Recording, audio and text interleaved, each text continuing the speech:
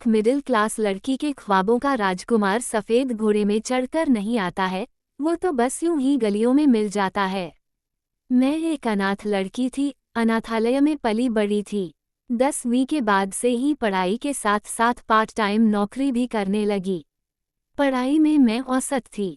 तन्हाई और दर्द तो जैसे कभी न जाने के लिए ही मेरे जीवन में आए थे।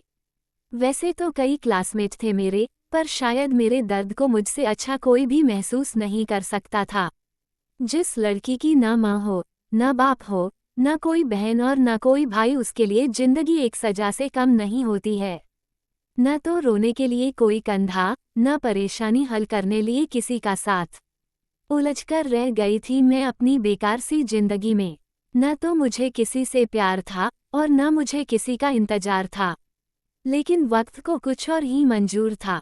मैं 18 साल की हो चुकी थी।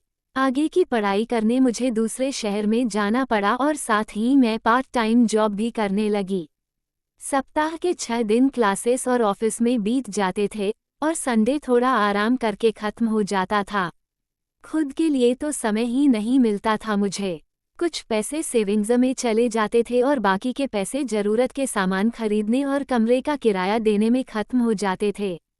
तभी एक दिन में जिंदगी ने एक नई मोड़ ली। मेरे घर के बगल में रहने एक नया पड़ोसी आया।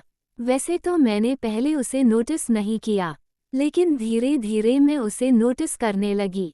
मेरे घर से बाहर जाते वक्त और वापस घर आते समय वो अक्सर छत पर टहलता हुआ मिल जाता था। उस दिन हमने एक दूसरे से पहली बार बात की। धीरे धीरे बातों का सिलसिला शुरू हो गया। उसने बड़ी ही चालाकी से मुझसे मेरा फ़ोन नंबर मांगा और फिर मुझसे फ़ोन पर बात करने की परमिशन मांगी। अब हम दोनों अक्सर रात रात भर बातें करने लगे। वो पढ़ाई में भी मेरी मदद करने लगा।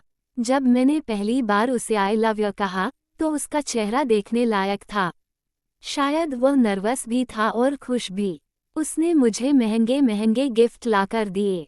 हमने प्यार में साथ साथ जीने मरने की कस्में खाई। मैं बहुत खुश थी कि मेरी तन्हाई को दूर करने वाला और मेरा ख्याल रखने वाला कोई मुझे मिल गया था।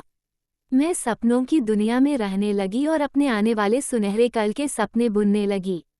वक्त बीतने लगा, देखते देखते 3 महीने गुजर गए। अब उसने बाइक ले ली। हम दोनों बाइक पर घूमने जाने लगे।